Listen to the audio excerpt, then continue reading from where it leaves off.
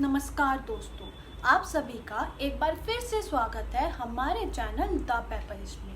और मैं हूं आपके साथ पत्रिका सेजल। आज हम बात करने वाले हैं द गोस्वामी के बारे में।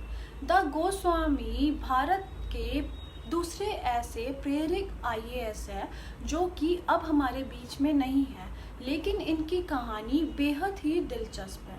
2004 में उप मंत्री लाल कृष्ण आडवाणी को your time is over now 10 बजे रोकने के लिए चर्चा में आए। ये बेहद ही गंभीर कैंसर की बीमारी से कौन थे गौतम गोस्वामी? गौतम मूल रूप से बिहार के डेहरी आनसोना के रहने वाले थे।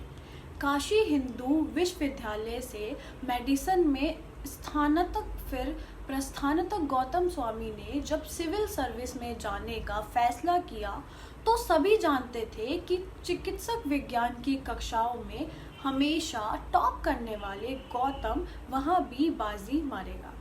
हुआ यही। 1990 को सिविल सेवा परीक्षाओं में गौतम गोस्वामी ने 7वां स्थान प्राप्त किया। गौतम की सफलता पर दोस्तों ने बीचुअर कैंपस में शानदार पार्टी का आयोजन किया था। क्यों आडवाणी को भाषण देने गया रोका? बात 2004 के लोकसभा चुनाव की है। देश के डिप्टी पीएम और गृह मंत्री लाल कृष्ण आडवाणी की पटना के गांधी मैदान में जनसभा हो रही थी। तभी घड़ी की सुई 10 को पार कर गई। उसी वक्त डीएम गौतम गोस्वामी स्टेज पर पहुंचे और माइक पकड़कर बोले, your time is over.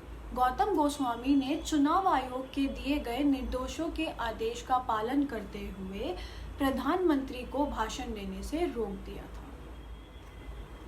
EC के इस आदेश के तहत डीएम ने किया ऐसा।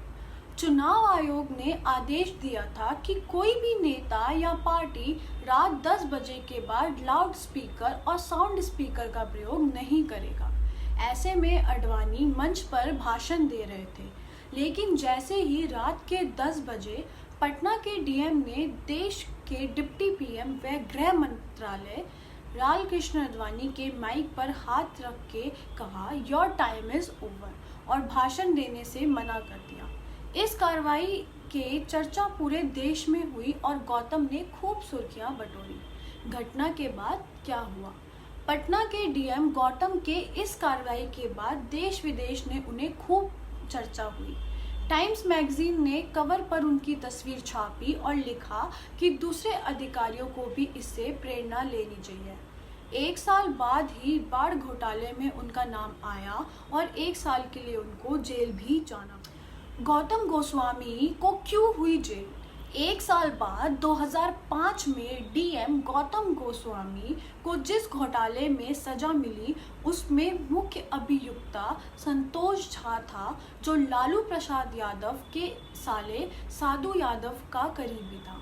लालू यादव के साले साधु यादव ने कोर्ट में संदेश किया था। कुछ दिनों में साधु यादव को जमानत मिल गई थी, लेकिन इसी मामले में गौतम गोस्वामी को 1 साल जेल की सजा काटने के बाद रिहाई मिली। गौतम गोस्वामी को सजा तो मिली, लेकिन यह साबित अंत तक नहीं किया जा सका कि उन्हें इस मामले में क्या लाभ मिला। दरअसल उन पर आरोप था कि उन्होंने साधु यादव के आदमी के द्वारा किए जा रहे घोटाले के बारे में पता होने पर भी कोई कार्रवाई नहीं की थी। जेल से निकलने के बाद हुई मौत। जेल में ही गौतम गोस्वामी को कैंसर हो गया था और जेल से रिहा होने के 1 साल बाद कैंसर से उनकी मौत हो गई। गौतम गोस्वामी कई लोगों के दिलों में आज भी जिंदा है। आरके सिंह के बाद गौतम दूसरे आईएएस अधिकारी थे जिन्होंने देश के उप प्रधानमंत्री पर सीधा कार्रवाई की थी और जीवन की जंग हार गए।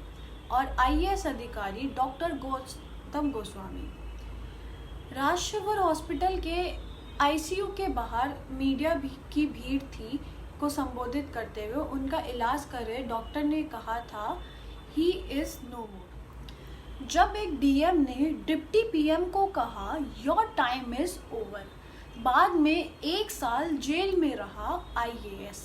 सुर्खियों में आए बिहार जिले के जिला अधिकारी गौतम गोस्वामी, जब उन्होंने डिप्टी पीएम लाल कृष्ण आडवाणी को बोलने से रोक दिया था। कोरोना महामारी के इस दौर में छत्तीसगढ़ के सूरजपुर जिले के थप्पड़ मारे डीएम रवनीश शर्मा का वीडियो तो आपने देखा ही होगा।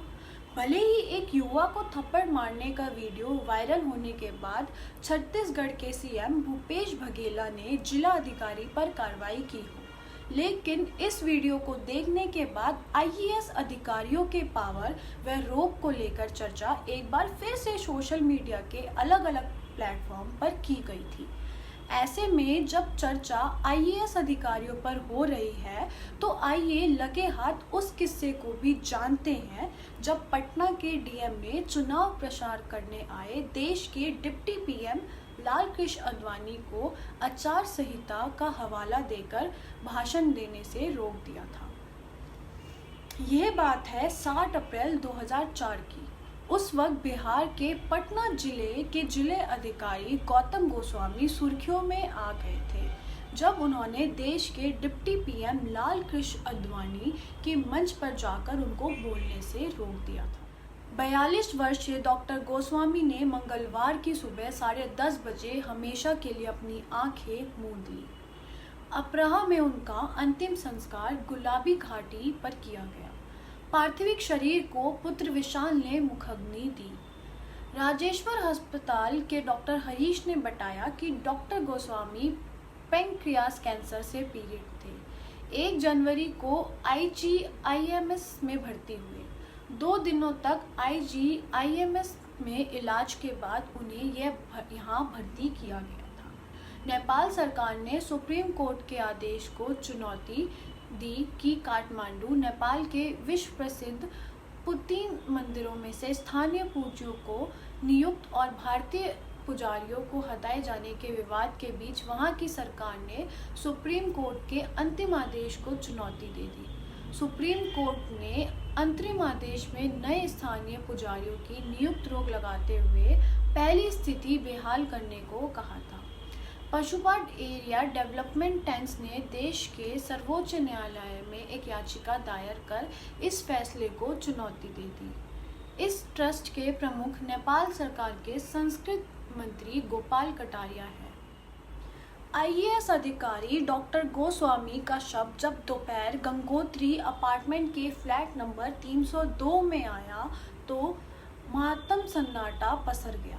शव को देखते ही डॉक्टर गोस्वामी के वर्षीय पुत्र विशाल और 6 वर्षीय पुत्री विपाशा के साथ पूरा परिवार आंसुओं में डूब गया था। उनका पार्थिव शरीर को पकड़कर मां विलप करने लगी।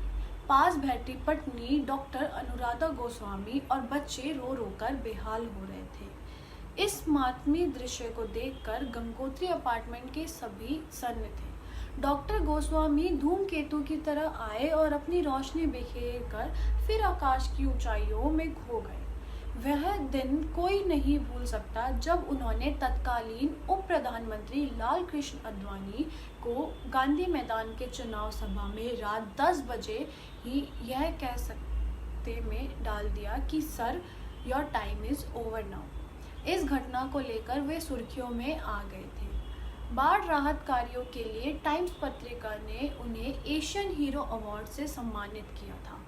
डॉक्टर गोस्वामी ने बीएचयू से मेडिकल शिक्षा में गोल्ड मेडल भी हासिल किया था। उन्होंने 1 में भारतीय प्रशासनिक सेवा ज्वाइन की। बिहार के डेहरा ऑन सोने के मूल निवासी डॉक्टर गोस्वामी ने 10 वर्ष पूर्व एक्विशन रोड स्थित गंगोत्री अपार्टमेंट में 3 तल्ले पर डा गोस्वामी का पार्थिव शरीर के पास माँ, पिता डा उदपेलेंदु गोस्वामी, ससुर द अशोक उपाध्याय, पत्नी द अनुराधा गोस्वामी और दोनों बच्चे अंदर से टूट चुके थे।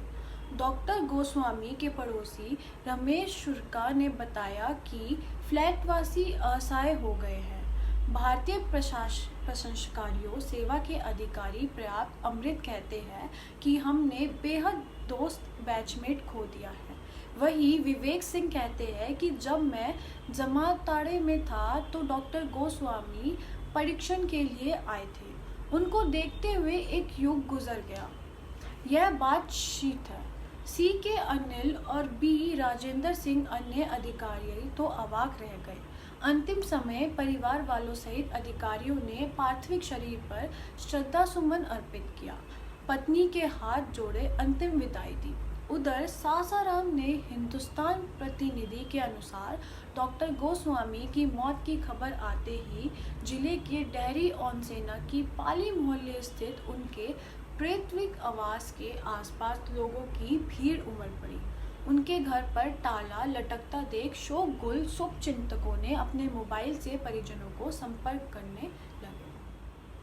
तो दोस्तों, ये थी द ग्रेट गौतम गोस्वामी की दुख भरी कहानी, जो आज भी कहीं ना कहीं लोगों के दिलों में राज करते हैं। टीम पेपरिस्ट इन्हें श्रद्धांजलि देता है। अगर आपको ये वीडियो पसंद आई हो तो इसे लाइक करें, शेयर करें और हमारे चैनल द पेपरिस्ट को सब्सक्राइब करना ना भूलें।